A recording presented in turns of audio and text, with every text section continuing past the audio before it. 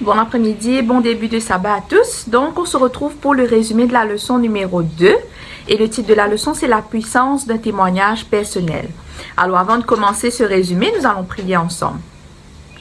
Seigneur Dieu, Dieu trois fois saint, notre Père qui est dans les cieux, en cet instant, nous voudrions venir vers toi pour te réclamer ton Saint-Esprit. Nous te demandons d'enlever tout ce qui est mauvais d'entre nous, tout ce qui pourrait nous empêcher en cet instant de nous concentrer totalement sur ta parole et que tu puisses permettre à ce que ton Saint-Esprit fasse que cette parole transforme nos vies et qu'il puisse toucher nos cœurs. Je te demande d'être avec chacun d'entre nous au nom de Jésus. Amen. Alors, le verset mémorisé qui se trouve dans Actes 4, le verset 20 nous dit « Car nous ne savons pas ne pas parler de ce que nous avons vu et entendu. » Alors, nous allons revenir sur ce verset un peu plus loin dans la leçon. Un bref survol de ce qu'on a vu la semaine dernière. Alors, c'était la première leçon, c'était un nouveau trimestre, je vais dire. Comment se faire des amis produits. La semaine dernière, nous avions vu pourquoi témoigner. Et c'était très intéressant dans le sens où nous avions vu qu'est-ce que le fait de témoigner peut amener et comment est-ce que cela est célébré, allons dire, dans le ciel quand un pécheur se repent. Nous avons vu la semaine dernière, cela rend Dieu heureux, cela rend le ciel tout entier heureux. Nous avons aussi vu que il nous faut témoigner pour grandir, etc., etc. Donc, vous vous souvenez certainement de la leçon de la semaine dernière. Et cette semaine-ci, on nous parle de la puissance d'un témoignage, pas de n'importe quel témoignage, mais la puissance d'un témoignage personnel. Alors déjà au début de la leçon même, il nous est dit il y a une puissance extraordinaire dans le témoignage personnel. Quelle est cette puissance? Comment ça se fait qu'il y ait une puissance extraordinaire dans le témoignage personnel? Qu'est-ce que ça produit pour que les gens arrivent à dire qu'il y a une puissance extraordinaire? Nous allons le découvrir dans la leçon. Alors déjà, quand nous allons vers quelqu'un avec notre expérience personnelle, imaginons que nous allons vers quelqu'un avec nos doctrines, ou nous sommes en train de faire un débat sur des sujets de la Bible, ou nous venons avec quelqu'un avec un passage de la Bible. Il sera facile pour ces personnes de nous contredire. Ou peut-être la personne peut nous dire, mais je ne suis pas trop d'accord avec ce qui est dit dans la Bible, tel place. Je ne suis pas trop d'accord avec comment les choses ont tourné. Je ne suis pas tellement d'accord avec ton opinion sur ça ou ça. Mais par contre, quand nous allons vers quelqu'un avec notre témoignage personnel, quand je vais vers quelqu'un, je lui dis, Dieu a fait ça dans ma vie. J'avais un lourd fardeau, j'ai prié, Dieu m'a accordé la paix, etc. J'ai prié, un membre de ma famille a été guéri alors que les docteurs ne savaient pas ce qu'il avait. Ça touche énormément de gens. Et il est extrêmement difficile pour quelqu'un de venir dire, non, je suis pas d'accord avec ton opinion. Ah, un membre de ta famille a été guéri. Non, je suis pas d'accord que ce soit Dieu. Non, l'expérience personnelle, ça touche énormément de gens. Et la leçon nous fait comprendre, elle nous dit, je lis cette phrase, Christ recentre radicalement nos vies. Si je ne me trompe pas, c'est dans la partie de samedi. Je relis, Christ recentre radicalement nos vies. Et comment maintenant le monde saura qu'avec Christ, leur vie a la possibilité d'être recentrée, allons dire, comment le monde saura cela si moi je ne vais pas témoigner? Comment le monde saura ce que Christ peut produire dans la vie de quelqu'un si je ne vais pas raconter ce que Jésus a fait dans ma vie? Alors, pendant la leçon là, nous allons voir plusieurs exemples de personnes qui ont été des témoins, qui ont utilisé leur témoignage personnel pour aller vers les gens. Et nous allons voir quel a été le résultat de cela. Premier exemple que nous allons voir, qui nous parle d'un témoin qui est très improbable, qui aurait cru que cette personne aurait été un témoin. Alors cela se trouve dans, je vous invite à ouvrir vos Bibles, dans Marc chapitre 5. Alors le verset 2. Aussitôt que Jésus fut hors de la barque, il vint au-devant de lui un homme sautant des sépulcres et possédé d'un esprit impur.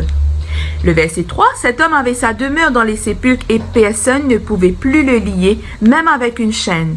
Car souvent il avait eu les fers aux pieds et avait été lié de chaînes, mais il avait rompu les chaînes et brisé les fers, et personne n'avait la force de le dompter. Il était sans cesse, nuit et jour, dans les sépulcres et sur les montagnes, criant et se meurtrissant avec des pierres. Alors ici, il nous parle de l'histoire d'un homme qui est possédé. Et là, je viens de vous lire la description de ce que cet homme faisait, de où il habitait. Il habitait dans les sépulcres. Donc, vous imaginez un peu la peur peut-être des gens du village. Vous imaginez que beaucoup de personnes le connaissaient, beaucoup de personnes avaient peur de lui, certainement. Et là, Jésus, lui, va décider de venir dans cette ville. Et que va-t-il se passer au verset 6, excusez-moi. Ayant vu Jésus de loin, il accourut, se prosterna devant lui et s'écria d'une voix forte, « Qu'y a-t-il entre moi et toi, Jésus, fils du Dieu très haut? Je t'en conjure au nom de Dieu, ne me tourmente pas. » Et c'est là que Jésus va dire, « Sors de cet homme, esprit impur. » Et là, Jésus va envoyer, comme nous le savons bien, les esprits mauvais sur le troupeau de pauvres qui était qui paissait, voilà. Et les démons le priaient, disant, le verset 12, envoie-nous dans ces pourceaux, comme je vous ai dit. Et le verset 13, il le leur permit. Et les esprits impurs sortirent, allaient sur les pourceaux, et les pourceaux se sont précipités de la falaise. Et que va-t-il se passer? La partie la plus intéressante qui nous intéresse surtout, au verset 15, il vint auprès de Jésus et il vit le démoniaque, celui qui avait eu la légion, assis, vêtu et dans son bon sens, et ils furent saisis de frayeur. Alors, juste une petite parenthèse, quand Jésus nous guérit, quand Jésus touche notre vie, quand Jésus nous donne la guérison, il ne guérit pas seulement une partie de nous, mais il nous guérit totalement. Physiquement, mentalement, moralement, émotionnellement. Cet homme qui n'arrêtait pas de se mutiler, cet homme qui vivait à l'état sauvage, qui faisait peur déjà par son physique, que s'est-il passé au verset 15? Il était là, assis, dans son bon sens, vêtu. Et là, le verset 16 nous dit, ceux qui avaient vu ce qui s'était passé leur racontèrent ce qui était arrivé au démoniaque et au pourceau. Le verset 17. Alors, ils se mirent à supplier Jésus de quitter leur territoire. Puisque Jésus leur avait fait perdre, allons dire, leur gagne-pain, puisque les pourceaux étaient leur gagne-pain, ils vont supplier à Jésus de quitter leur territoire. Alors qu'un miracle s'est produit devant leurs yeux, ils étaient simplement centrés sur le fait que les pourceaux avaient sauté de la falaise et qu'ils avaient perdu leur nourriture. Le verset 18. Comme il montait dans la barque, celui qui avait été démoniaque lui demanda la permission de rester avec lui. Jésus ne le lui permit pas, mais il lui dit, va dans ta maison vers les tiens et raconte tout ce que le Seigneur t'a fait et comment il a eu pitié de toi. Le verset 20, il s'en alla et se mit à publier dans la Décapole tout ce que Jésus avait fait pour lui, et tous furent dans l'étonnement. Alors là, on peut se poser la question, mais pourquoi est-ce que Jésus ne l'a pas laissé rester avec lui? Pourtant, on le sait bien, il aurait fait un super disciple. Il aurait fait un super apôtre, peut-être même, entre guillemets, qu'il avait en cet instant-là, plus de foi que n'avaient tous les apôtres de Jésus. Mais pourtant, Jésus va lui dire, non, je ne te permets pas de rester avec moi, mais va dans ta maison, va raconter tout ce qui vient de se passer. Et là, il va aller dans la Décapole. Alors, la Décapole, c'est les 10 villes qu'il y avait à l'époque, et il va aller parler de Jésus dans ces 10 villes. Alors pourquoi Jésus ne l'a pas laissé rester avec lui? C'est parce que Jésus savait que son témoignage aura énormément d'effet sur les gens. Imaginez-vous ces personnes des 10 villes, ces personnes qui étaient autour de lui savaient comment il était. Ces personnes l'ont vu posséder, l'ont vu se mutiler, l'ont vu dans un état pas normal, allons dire. Et maintenant, toutes ces personnes le voient venir dans son bon sens, bien habillé. Certainement, son témoignage a touché beaucoup de gens et il y a eu pas mal de conversions. Dans la partie de dimanche, il nous est dit l'essence de l'évangile est de restaurer les gens brisés par le péché à la plénitude de Christ. Tout comme cet homme démoniaque. Rappelez-vous, comme je vous ai dit au début de la leçon, Christ recentre nos vies. Et comme nous avons vu à travers cet homme, Dieu utilise souvent des témoins improbables qui auraient cru que cet homme démoniaque aurait été un aussi grand témoin.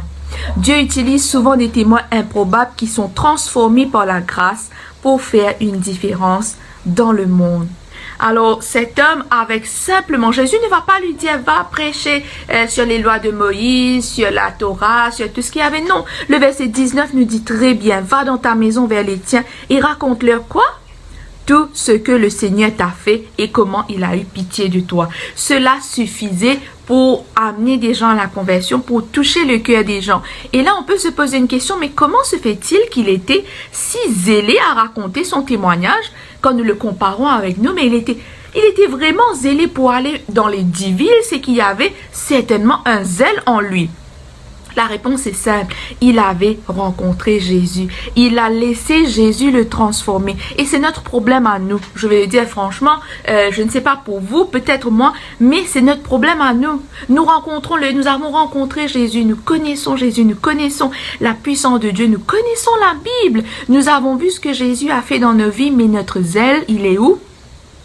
Nous n'avons pas de zèle parce que la leçon nous fait comprendre que déjà dans la partie de samedi, il nous est dit quand Christ transforme notre vie, quand Jésus agit dans notre vie, on ne peut pas rester tranquille. Le verset à mémoriser nous dit très bien cela. Le verset nous dit que nous ne savons pas ne pas parler de ce que nous avons vu et entendu, tellement que l'amour du Christ est en nous, tellement que nous sommes reconnaissants envers Jésus, on ne peut pas rester tranquille. Et si nous trouvons que nous n'avons aucune envie de témoigner, que nous n'avons aucun zèle à aller vers les autres et leur parler de ce que Jésus a fait pour nous, excusez-moi de vous le dire, c'est qu'on a un gros problème. C'est qu'il faut revoir notre relation avec Jésus. Voyons le deuxième exemple. Cela se trouve dans Marc 16. Nous n'allons pas lire, mais il nous parle de Marie de Magdala, où l'ange Marie de Magdala et Marie, mère de Jésus, si je ne me trompe pas, Marc 16. Voilà, le verset 1er. Lorsque le sabbat fut passé, Marie de Magdala, Marie, mère de Jacques et Salomé, excusez-moi, achetèrent des aromates afin d'aller embaumer Jésus. Et que va-t-il se passer quand ils vont partir? Ils ne vont pas trouver Jésus. Un ange va leur parler en leur disant, au verset 6, « Ne vous épouvantez pas, vous cherchez Jésus de Nazareth qui a été crucifié. Il est ressuscité, il n'est point ici. Voici le lieu où on l'avait mis. » Et le verset 7, l'ange va leur dire, « Mais allez dire à ses disciples et à Pierre qu'il vous précède en Galilée. C'est là que vous le verrez, comme il vous l'a dit. » Et nous allons un petit peu plus loin. Le verset 10, « Elle alla emporter la nouvelle, Marie de Magdala, à ceux qui avaient été avec lui et qui s'affligeaient et pleuraient. » Marie de Magdala alla porter la nouvelle de la résurrection de Jésus aux personnes qui étaient affligées et qui pleuraient.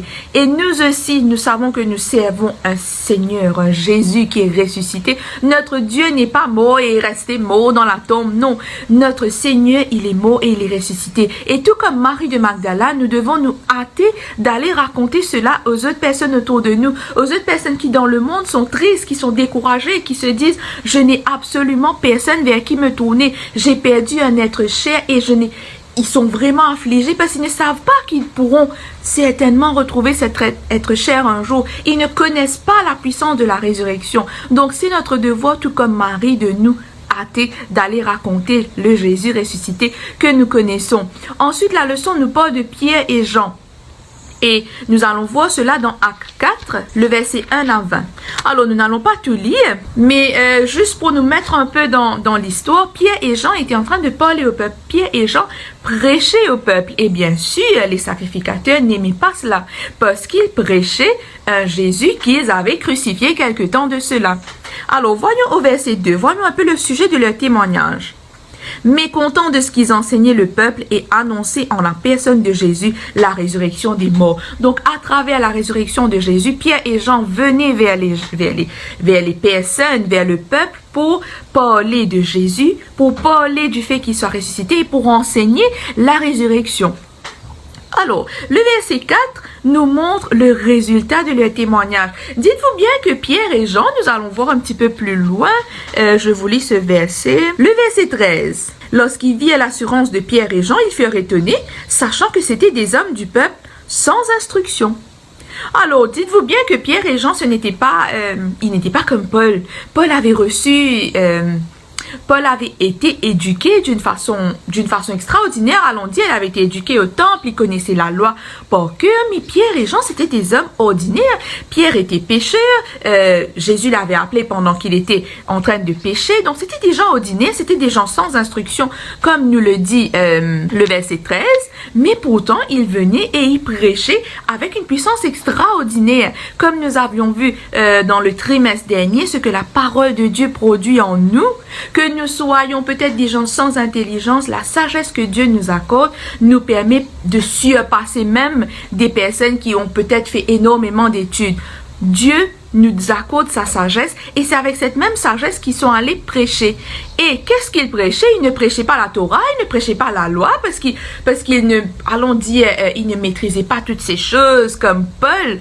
Mais qu'est-ce qu'ils étaient venus prêcher? Tout simplement ce qu'ils avaient vécu avec Jésus, leur vécu avec Jésus, le fait que Jésus soit mort, soit ressuscité. C'était ça le sujet de leur témoignage. Et voyons ce que ce témoignage a produit. Le verset 4. Cependant, beaucoup de ceux qui avaient entendu la parole crurent et le nombre des hommes s'éleva à environ 5000. Je ne sais pas si vous vous en rendez compte quand vous le lisez. 5000, c'est énorme. Le nombre de personnes qui ont cru était d'environ 5000. Donc, imaginez-vous à combien de personnes est-ce qu'ils racontaient leur témoignage.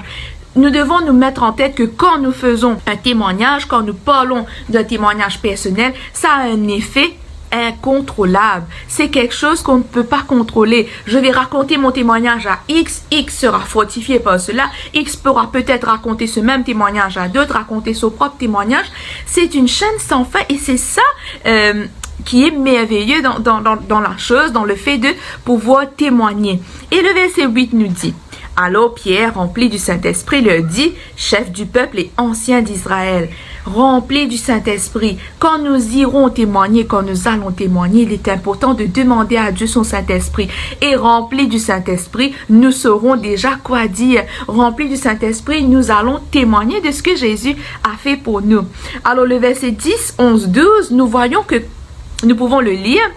Sachez-le tous et que tout le peuple d'Israël le sache. C'est Pierre qui parle. C'est par le nom de Jésus-Christ de Nazareth que vous avez crucifié et que Dieu a ressuscité des morts. C'est par lui que cet homme se présente en pleine santé devant vous. Jésus est la pierre rejetée par vous qui bâtissez et qui est devenue la principale de l'angle. Le verset 12. Il n'y a de salut en aucun autre, car il n'y a sous le ciel aucun autre nom qui ait été donné parmi les hommes par lequel nous devions être sauvés. Alors, ils ont été arrêtés. Les principaux sacrificateurs sont venus leur dire, mais par quel pouvoir est-ce que vous êtes en train de prêcher? Il nous dit au verset 7, ou au nom de qui avez-vous fait cela? Et là, Pierre, rempli du Saint-Esprit, il va commencer à parler de Jésus. Même là, dans le fait d'avoir été arrêté par les sacrificateurs, le fait que les sacrificateurs l'ont interrogé, il va continuer de prêcher. Et nous voyons cela au verset 10, au verset 11, au verset 12. Il va dire qu'il n'y a de salut en aucun autre que qu'en Jésus, celui que vous avez crucifié. Comme le dit le verset à mémoriser, que nous allons relire encore, qui est un verset très important, il nous dit « Car nous ne savons pas ne pas parler de ce que nous avons vu et entendu. » Ils ne peuvent pas rester tranquilles. Ils ne peuvent pas ne pas témoigner. Et le verset 13, il nous dit « Nous venons de lire, lorsqu'ils virent l'assurance de Pierre et de Jean, ils furent étonnés. » Cette assurance, rappelez-vous de l'ancien Pierre, ce Pierre qui était intempérant, ce Pierre qui avait renié Jésus, ce Pierre qui avait dit non, je ne connais pas Jésus. Maintenant, il est en train de se mettre debout devant les sacrificateurs et est en train de défendre Jésus, est en train de prêcher Jésus-Christ. Et rappelez-vous aussi, Jean qui était le fils, qui était connu comme le fils du tonnerre, ces deux-là étaient là devant, transformés, en train de prêcher. Comme nous avions vu la semaine dernière, c'était, je pense, la partie de mardi ou de mercredi, je ne me souviens pas. Quand on témoigne, que se passe-t-il? On grandit spirituellement. Le fait de témoigner nous permet d'agrandir notre vie spirituelle. Le fait de témoigner nous permet d'améliorer notre relation avec Jésus. Et c'était le cas, excusez-moi, de Pierre et de Jean. Et comme nous avons vu le verset 20, il nous est dit, le verset à mémoriser, qu'ils ne peuvent pas rester tranquilles, ils ne peuvent pas ne pas témoigner. Et c'est extraordinaire quand nous lisons ce chapitre. Moi, personnellement, ça me donne presque des frissons de voir la transformation de Pierre et de Jean et de voir à quel point le simple témoignage peut transformer des vies. Environ 5000 personnes. Et nous allons voir un petit peu plus loin dans le livre des Actes des Apôtres, quand les disciples vont commencer à prêcher, il y aura 3000 baptêmes. Donc ça, c'est quelque chose d'extraordinaire. Et tout cela seulement avec leur témoignage. Et nous allons terminer sur l'exemple de notre grand ambassadeur qu'on connaît, l'apôtre Paul. Alors, l'apôtre Paul, il dit lui-même qu'il a reçu l'ordre de Dieu d'aller partager son témoignage quand il a été arrêté par Jésus, on dit entre guillemets, sur le chemin de Damas. Alors lisons cela dans Acte 26, le verset 16. « Mais lève-toi et tiens-toi sur tes pieds, car je te suis apparu pour t'établir ministre et témoin des choses que tu as vues et de celles pour lesquelles je t'apparaîtrai. » C'est Paul qui raconte son témoignage que nous allons voir dans un petit moment. C'est Paul qui raconte son témoignage et là il a dit qu'il a reçu l'ordre de Jésus de devenir ministre et témoin des choses qu'il a vues. Et c'est exactement ce qu'il va faire. Il va obéir à l'appel du Christ. Il va aller témoigner de sa vie. Il va aller témoigner de son expérience, de qu'est-ce qu'il était avant et de qu'est-ce qu'il est devenu, de l'ancien Saul et du nouveau Paul qu'il est devenu. Et là, on se dit, mais oui, Paul a reçu l'ordre, mais nous, on n'a pas reçu l'ordre. Détrompez-vous, on a reçu l'ordre. Dieu nous a dit, allez, faites de toutes les nations des disciples, baptisez-les au nom du Père et du Fils et du Saint-Esprit. Il a dit, vous serez mes témoins dans toute la Judée, dans la Galilée et jusqu'aux extrémités de la terre. Donc oui, nous avons reçu l'ordre d'aller témoigner. Jésus nous a dit d'aller témoigner. Et il ne nous a pas dit d'aller apprendre toute la théologie qu'il y a, tous les termes techniques, d'aller étudier la Bible au plus profond pour réussir à témoigner. Non, il nous dit d'aller témoigner de notre témoignage personnel, de ce qu'il a fait personnellement dans notre vie. Et on peut se poser la question, mais moi je suis née dans la foi, donc certainement je n'ai pas eu la conversion de Paul. Je n'ai pas eu de conversion vu que je suis née dans la foi. Je ne suis pas sortie d'une autre religion pour devenir chrétien. Je suis née dans la foi, donc je n'ai pas grand-chose à raconter aux gens. Mais la sœur Hélène White nous dit dans la leçon, nous devrions tous les jours, chacun d'entre nous, être convertis. Donc la conversion se fait tous les jours. Tous les jours, nous péchons constamment, nous nous égarons de Dieu. Aujourd'hui, je vais prier, je vais demander à Dieu pardon de ce que j'ai fait ça, ça et ça. Et demain, je vais refaire la même chose. Donc, tous les jours, il faut qu'il se produise une conversion en nous. Et il nous faut avoir cette relation continuelle avec Dieu où nous grimpons chaque jour. Et chaque jour, à chaque marche que nous grimpons, ce n'est pas une marche facile, c'est une victoire qu'on est en train de remporter. Donc, il nous faut chaque jour sentir, comme le dit la leçon, sa réalité, sa bonté, sa puissance. Pas besoin d'avoir un super témoignage comme celui de Paul, pas besoin d'avoir un témoignage de conversion extraordinaire pour aller vers les gens. Nous devons simplement raconter ce que Jésus a fait pour nous. Aujourd'hui, Jésus m'a permis de remporter la victoire sur tel ou tel péché. Je vais le raconter à X ou Y. Alors, dans Actes, chapitre 26, excusez-moi, il nous parle du discours de Paul devant Agrippa. Alors, qui est Agrippa? Était le roi, et on nous dit, la leçon nous fait comprendre que c'était un roi assez cynique. Il était sceptique, il était très endurci, il était très indifférent aux valeurs du système. C'était un roi, allons dire, un peu difficile à convaincre, si on peut dire cela. Et là, Paul va être amené devant lui et des autres membres pour parler, pour se défendre, allons dire, parce qu'il était arrêté.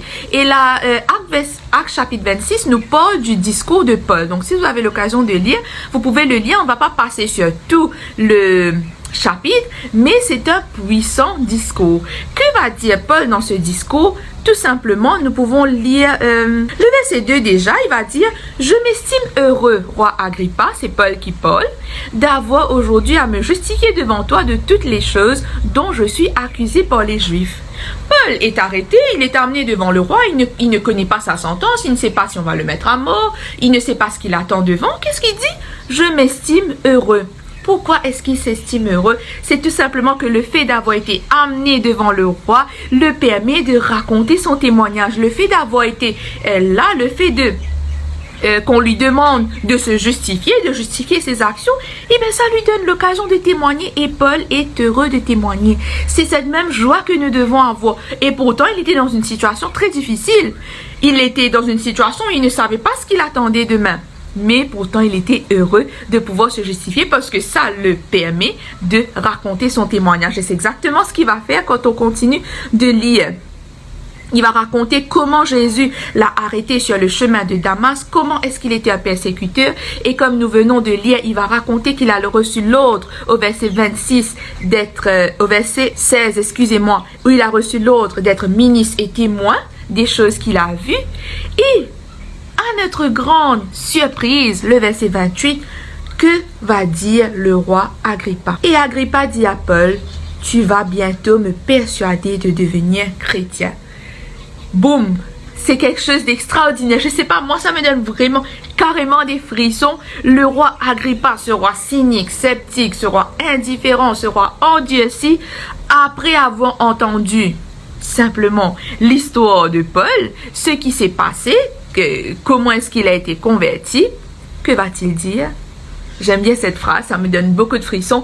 Tu vas bientôt me persuader de devenir chrétien. Qu'est-ce que Paul a dit d'extraordinaire qui fait que Agrippa a dit cela? Il n'a rien dit d'extraordinaire. Il a simplement raconté ce que Jésus a fait pour lui. Avec zèle, avec son amour pour le Christ, avec toute la joie. Il va raconter ce que Jésus a fait pour lui. Et voyez l'effet vous-même. C'est la Bible qui le dit. Voyez l'effet que cela a eu sur le roi. La partie de jeudi nous dit, il n'y a pas de témoignage aussi efficace qu'une vie transformée. Un peu plus loin, il nous dit encore, même si nous n'avons pas une histoire aussi dramatique que celle de Paul, nous devrions tous être capables de dire aux autres ce que cela signifie de connaître Jésus et d'être rachetés par son sang. Comme je vous ai dit, on n'a certainement pas un témoignage, on n'a peut-être pas un témoignage aussi puissant que Paul, ou même on a un témoignage plus puissant, ça dépend des personnes, mais notre devoir est d'aller dire au monde qu'est-ce que Jésus a fait pour moi. Comme je le disais dans la leçon de la semaine dernière, nous avons la possibilité d'avoir rencontré Jésus. Quand je vais mal, quand je n'ai personne vers qui me tourner, je me tourne vers Jésus. Quand j'ai besoin d'avoir la paix du cœur, quand je sens que je vais bientôt m'effondrer sous le poids de mes fardeaux, je me tourne vers Jésus et j'ai la paix du cœur, je ressors joyeux. Et maintenant, nous, en tant que chrétiens, trop souvent, on a l'habitude d'être égoïstes. Le fait de connaître cette joie devrait nous pousser à aller vers les autres et leur dire, tu ne sais pas toi, j'ai quelque chose à te raconter, je connais un sauveur qui peut t'aider dans tes moments difficiles, qui peut te sortir de ta situation, etc. Et rappelez-vous bien, comme je l'ai dit la semaine dernière, pourquoi est-ce qu'il est important de partager son témoignage? C'est que le témoignage nous permet, surtout le témoignage personnel, permet à X ou Y, à la personne que j'ai racontée, de s'identifier. Je vais aller prêcher, je vais prendre ma Bible et prêcher. Je ne dis pas que c'est une mauvaise chose, c'est une très bonne chose d'aller prêcher en utilisant la parole de Dieu. Je vais raconter les histoires de la Bible, raconter les histoires de Joseph, raconter les histoires de Paul. Mais la personne qui m'écoute souvent pourrait se dire, mais je comprends ces choses, mais ces choses sont arrivées à des gens exceptionnels. Et moi, je ne suis pas exceptionnel. Ces choses sont arrivées il y a plus de 2000 ans de cela. Mais par contre, quand je viens avec mon témoignage personnel, c'est comme si que je dis à la personne, voilà, ça s'est produit il y a quelque temps de cela. Ce que Jésus a fait dans la vie de Paul, ce que Jésus a fait dans la vie de Joseph, ce que Jésus a fait dans ma vie, il peut aussi le faire dans ta vie. J'ai prié et Jésus a guéri un membre de ma famille qui pourtant les médecins avaient dit il n'avait pas de guérison. Par exemple, la personne pourrait se dire, ah oui, je peux prier pour telle ou telle personne qui est malade. Je peux prier pour mon mari qui est malade. Je peux prier pour mes enfants qui sont malades. Donc, la personne s'identifie. La personne arrive à s'identifier et elle se dit que certainement ces choses pourront m'arriver. Voilà pourquoi il est important d'aller vers les autres, non seulement avec la parole de Dieu qui est très puissant, mais aussi avec notre témoignage personnel qui, comme nous avons vu au début de la leçon, a une puissance extraordinaire.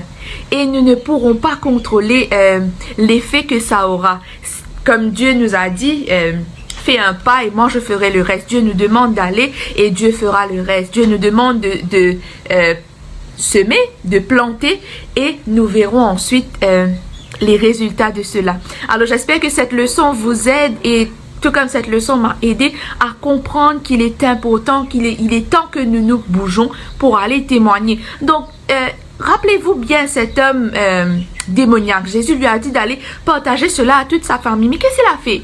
Il est parti dans les 10 villes. Il a partagé cela non seulement à sa famille, mais il est parti dans les 10 villes pour prêcher. Et dites-vous bien qu'à l'époque, il n'y avait pas de bus, il n'y avait pas de transport. Il devait faire tout cela à pied. Mais l'amour du Christ, comme nous avons vu la semaine dernière, une des choses qui devrait nous motiver pour le témoignage, c'est l'amour du Christ. L'amour du Christ nous presse, comme le dit l'apôtre Paul. Donc, l'amour du Christ, le fait d'avoir rencontré Jésus, cette joie qui était en lui, l'a poussé à aller témoigner. Et il est temps que nous nous asseyons et que nous faisons une rétrospective sur nous-mêmes et qu'on se dise, est-ce que je suis en train de répondre à l'ordre du Christ comme Paul l'a fait? Alors que Jésus m'a dit d'aller faire de toutes les nations des disciples, d'être ses témoins, la question se pose, est-ce que je suis un témoin auprès de mes voisins? Pas loin, n'allons pas plus loin que chez nous. Allez, commençons de notre foyer. Est-ce que je suis un témoignage vivant dans mon foyer? Est-ce que mon papa qui n'est pas chrétien arrive à voir par moi que je suis une personne qui suit le Christ? Est-ce que ma vie touche celui de telle ou telle personne dans ma famille qui n'est pas chrétien? Est-ce que je prends le temps d'aller prêcher avec ma famille? Est-ce que je prends le temps de raconter ce que Jésus a fait à mon voisin? Est-ce que mon voisin sait que je suis chrétien? Donc, toutes ces choses, c'est pour nous faire réfléchir, pas seulement vous, mais moi aussi. Il est temps qu'on se bouge. Il est temps que nous nous asseyons, que nous réfléchissions à une stratégie. Comment est-ce que je peux aller partager la parole à mon voisin? Qu'est-ce que je peux faire pour partager la parole aux gens qui sont autour de moi? Comment est-ce que je peux être un témoignage vivant? Parce que nous faisons des expériences avec Jésus tous les jours. Et plus nous partageons, plus ça nous permet de ne pas oublier ce que Jésus a fait pour nous et nous grandissons spirituellement. Alors, comme j'avais dit la semaine dernière, je vous le rappelle encore une fois, Dieu nous demande, nous incite, la sœur Ellen White avait dit cela dans un de ses livres, de prier et de demander à Dieu d'envoyer des gens sur notre route afin que nous puissions témoigner à ces personnes. Et il n'y a aucune raison qui fait que Dieu pourrait nous refuser cela. Il nous suffit seulement de demander et de saisir l'occasion à chaque fois qu'elle se présente. Comme la leçon, a dit la semaine dernière, chaque jour, nous avons des occasions de témoigner de Dieu. Alors, avant de terminer, je vous invite ensemble avec moi et nous allons prier. Seigneur notre Dieu, en cet instant, nous te remercions de ce que tu éclaires notre esprit, tu ouvres notre intelligence afin que nous puissions saisir ces paroles.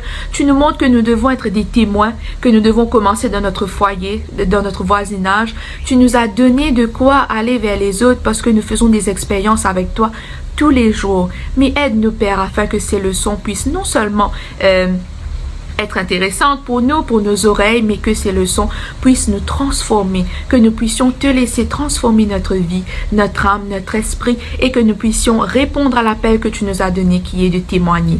Bénis chacun d'entre nous, au nom de Jésus. Amen. Donc, je vous souhaite un très bon sabbat et je vous remercie de votre écoute.